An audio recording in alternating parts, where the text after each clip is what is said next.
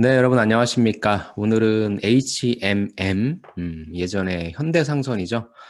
여기 한번 해보도록 할게요. 오늘 기준으로 봤을 때 6일 남았고요. 두 직무만 뽑습니다. 사실 여기가 채용을 진행한다는 것 자체가 굉장히 좀 감개무량하고 워낙에 요즘 잘 나가는 회사라 그래서 채용을 좀 진행하는 것 같습니다.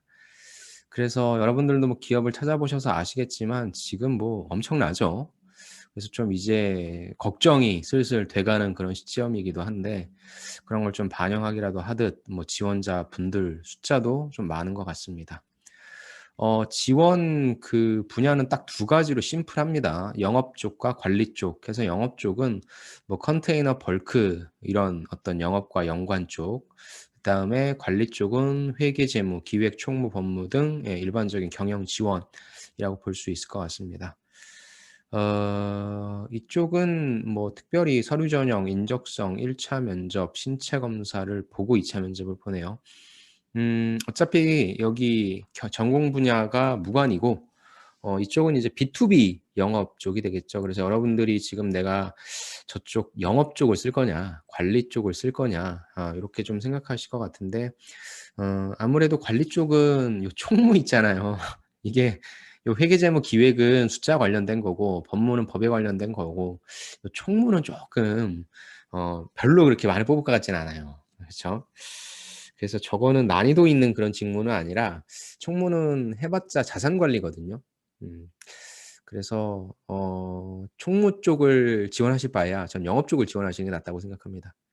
아무튼 뭐 잘 선택하셔서 작성을 좀 해주시고요. 요거 작성하기 전에 제가 좀 갖고 와봤어요. 이거 좀 보이시나요? 그래서 SK 쪽에 있어서 SK 해운 있죠. 어차피 똑같은 일을 하는 곳이니까 여기에서의 그 벌크 영업 이런 게 뭔가 간단하게 좀 볼게요. 해운 영업은 어떤 일이냐? 해운 회사마다 사업 포트폴리오가 다른데 탱커선, 가스선, 벌크선을 보유하고 있다. 한마디로 배 갖고 있다는 거죠. 그중에서 저는 가스선 영업본부 의 가스선 운항팀에서 이런 걸 좀 담당하고 있고, 신입사원들은 운항팀에 배치가 되는 경우가 많다. 운항팀이라고 하는 것은 본선이 세계 어디에서든 자원을 안전하게 선적하고 양하하여 화주의 니즈를 충족시킬 수 있도록 이런 곳들, 본선, 화주, 해외 대리점, 선박관리팀 등과 커뮤니케이션을 하면서 본선의 항해를 지원하는 역할을 한다. 아까도 영업이 있었고 영업 관리가 있었는데 여러분들이 처음부터 영업을 하실 확률보다는 영관을 하시겠죠. 즉 이렇게 어차피 우리한테 물건을 맡긴 화주 있죠. 여기 안전하게 잘 갖다 줄 수 있도록 이렇게 지원하는 역할이다. 중요한 건 이거죠. 영업하려면 어떻게 해야 되냐. 해운 영업은 일상에서 접하기 어려운 B2B죠. 누가 해외 해운 영업을 해봤겠어요. 그렇죠.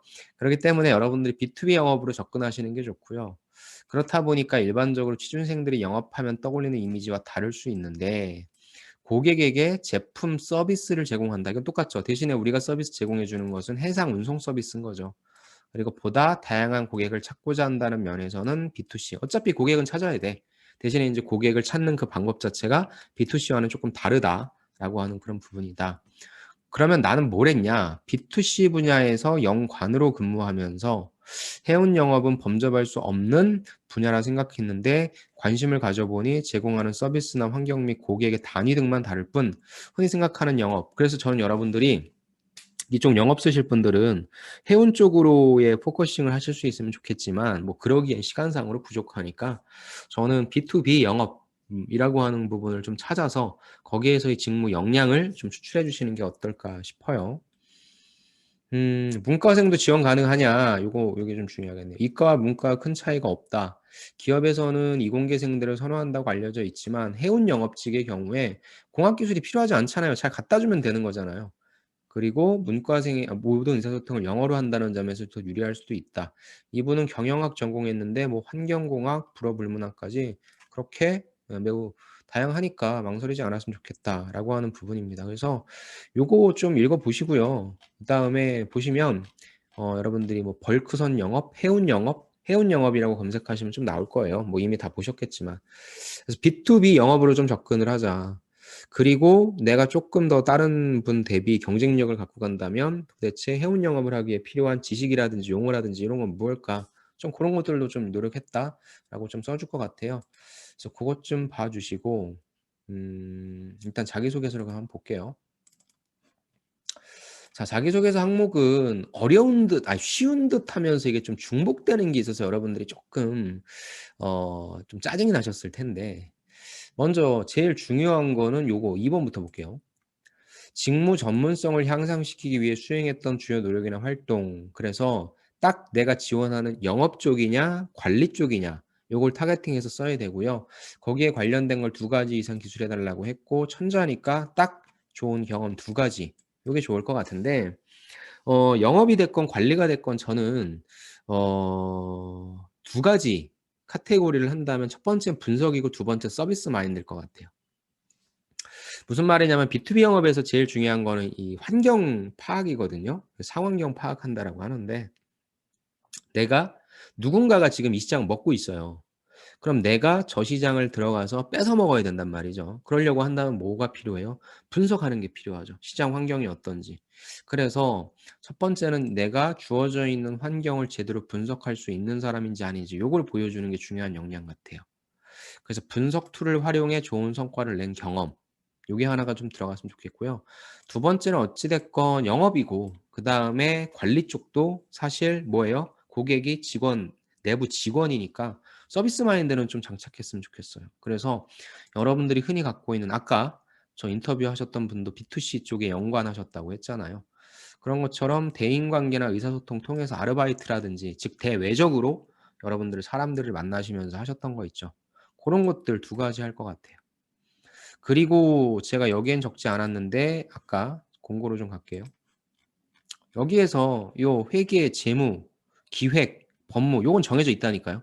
그래서 회계랑 재무랑 기획과 법무이신 분들은 못 써요. 여기에다가 1번 요 분석한 게 없다라고 한다면 여기에다가 지식 써야죠 뭐. 내가 해당 수업을 들었다. 뭐라고요? 회계, 재무, 기획, 법무. 그래서 요쪽이신 분들은 첫 번째 관련된 지식을 들었다라고 하는 부분, 두 번째는 서비스 마인드 같이 가져가 주셔도 좋을 것 같고, 영업이신 분들은 영업에 대한 B2B 영업 들었다라고 한다면 그분도 그럼 괜찮겠네요. 아니면 그게 없으신 분들이 많을 테니까 분석을 통해 성과를 낸 경험 이렇게 갔으면 좋겠습니다. 다시 정리. 2 가지를 쓰라고 했고 이게 제일 중요한 항목일 거예요. 그렇다고 한다면 첫 번째, 영업 쪽 쓰시는 분들은 분석을 통해 성과를 낸 경험 요거 써 주시고, 회계, 재무, 기획, 법무이신 분들은 수업 들으신 거, 뭐 좋은 성적 받으신 거 어필해 주셔도 좋을 것 같고요.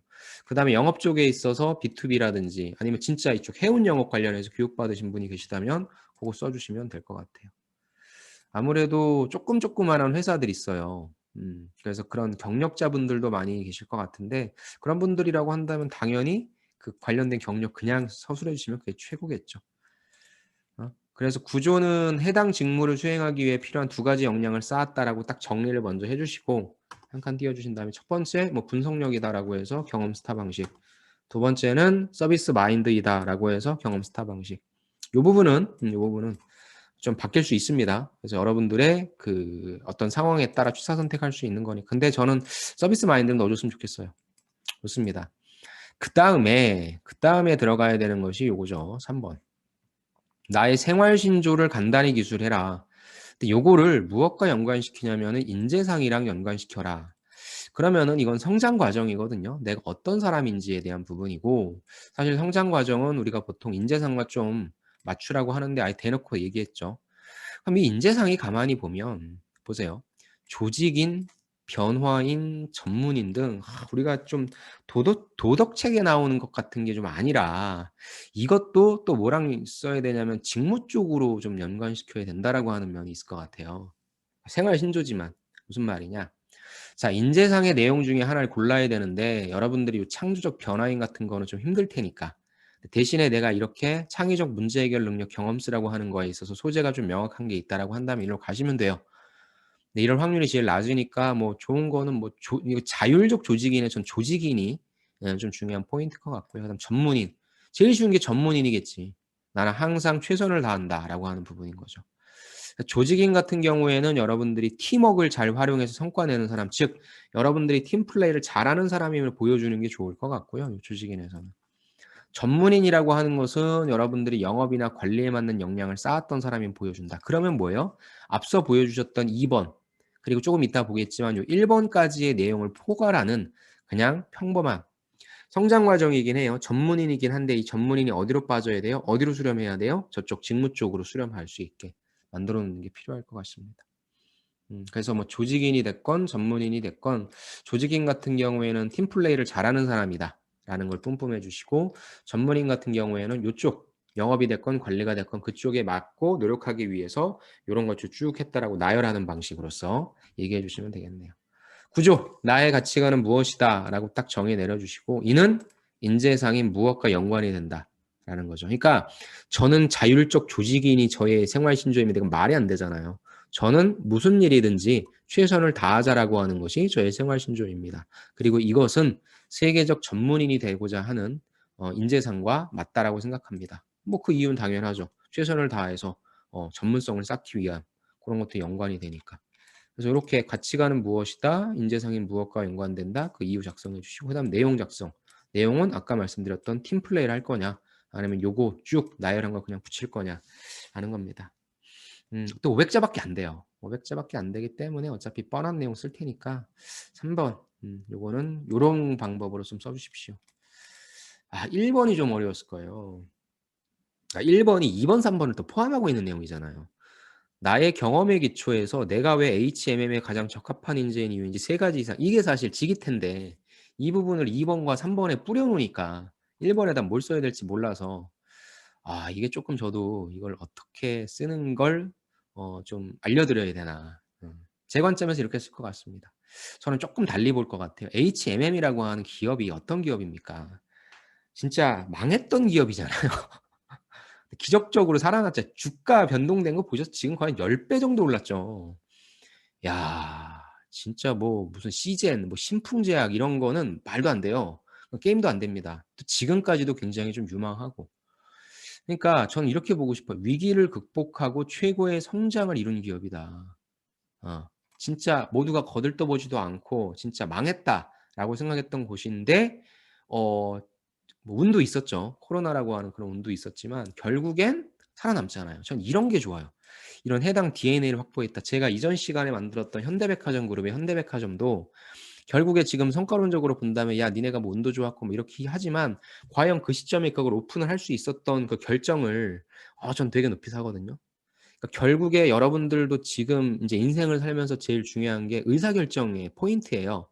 어떤 시점에 의사결정을 해야 된다라고 하는 게 되게 중요한데 저는 그게 좀 되게 잘 된 것 같아요. 그래서 그것도 의사결정을 하는 사람이나 그런 운빨을 받는 거지 아무나 그런 운빨을 받을 수 있지는 않죠. 그래서 저는 이런 DNA 제가 그냥 뭐 그 DNA를 뭐라고 좀 규정 지을지 모르겠지만 나는 HMM이라고 하는 회사가 뭐 사업도 잘하고 이런 것도 있겠지만 일단 지금 망한 걸 딱 터치하고 다시 이렇게 살아남은 거 보면 위기 극복 능력이라고 하는 거 정말로 중요하다고 본다. 난 이게 나랑 맞는다. 저는 이렇게 갔으면 좋겠어요.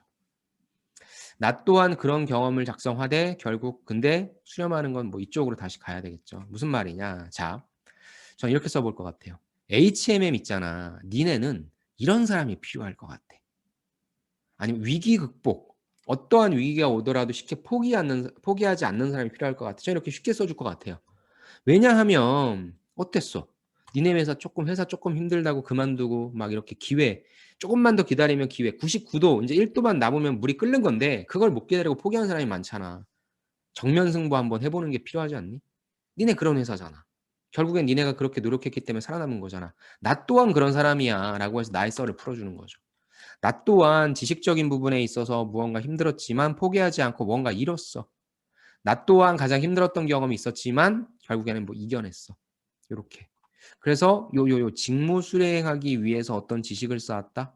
어떤 경험을 쌓았다. 만약에 2번과 3번과 겹치지 않는다면 이렇게 해주셔도 되고 이거 나도 쓰고 싶어 죽겠어. 근데 없어 라고 하면 그냥 여러분들 스토리 써주세요. 대신에 위기 극복. 쉽게 포기하지 않아. 나 그냥 뭐라고 해야 되나. 의리 좀 있어. 의리. 김보성의 의리 좀 있어.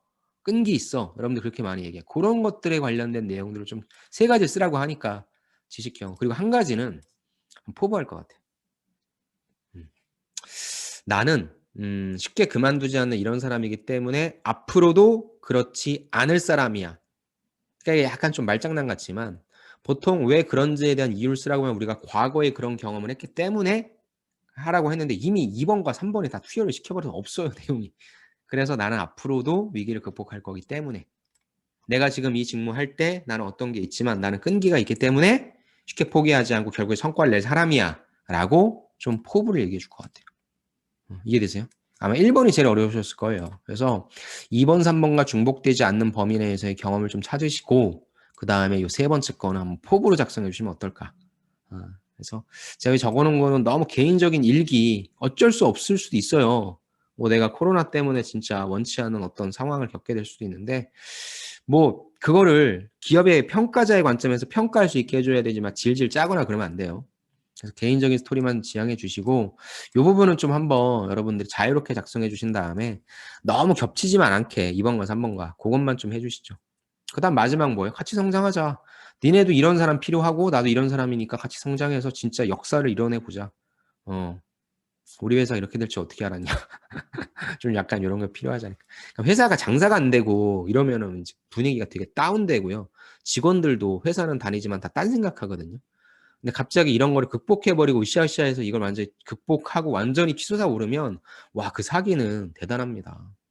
그러니까 뭐 굉장히 좋은 회사에 발 담그고 있으면서 그냥 이렇게 가면서 회사가 발전하는 거랑 내가 그래도 원치 않건 자기가 됐건 타이가 됐건 그냥 있었는데 갑자기 회사가 터치하고 올라간다면 그 자신감이 뭔가 해냈다라고 하는 그게 좀 필요하거든요. 그래서 저는 그런 사람을 보여주는 게 어떻게 보면 HM에 가장 필요한 사람이 아닐까 싶습니다. 마지막 4번 같은 경우에는 이제 여기에 구체적인 목표가 나오잖아요. 그래서 나는 어떻게 뭐 영업을 해보고 싶다, 어떻게 관리를 해보고 싶다. 이렇게 좀 얘기를 해주면 좋을 것 같고요. 요거는 제가 기사 하나를 좀 보여드릴게요. 자, 뒷북경제라고 해서 조금 크게 해볼게요. 자, 뒷북경제라고 해서 HMM 실적 회복의 서비스 실시 5개월 만에 흑자, 그러니까 4월 10일자 기사인데 이제 조만간 끝난다라고 해요. 조만간 끝난다라고 하는데 이 내용 자체가 굉장히 좀 좋습니다.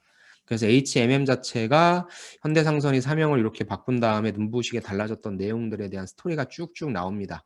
그래서 이미 뭐 올해 1분기 만에 지난해 영업이익 다 벌었다. 근데 항상 이렇게 뭔가 좋은 얘기 나오면 이제 안 좋은 안티 얘기들이 나오죠. 그래서 아쉬운 것은 뭐 이런 영향들도 있고 그래서 요거는 제가 여러분들한테 링크로 좀 달아드릴게요. 그래서 좀 비판적으로 봐야 되죠. 무조건적으로 그냥 뭐 좋은 건 아니니까. 그래서 요 내용을 좀 보시면 HMM이 지금 어떤 상황인지에 대해서 좀 나와 있고 여러분들이 요런 기사들을 좀 보시면서 내가 여기에서 어떻게 영업을 해야 되겠다. 즉 어떤 발생할 수 있는 리스크 이런 것들 해칭하기 위해서 어떻게 해야 되겠다라고 하는 내용 하나 정도는 회사에 대한 내용을 좀 써주시면 좋을 것 같고 그 다음에 두 가지를 쓰라고 했잖아요. 두 가지를 쓰라고 했으니까 두 번째 거는 좀 평범한 거.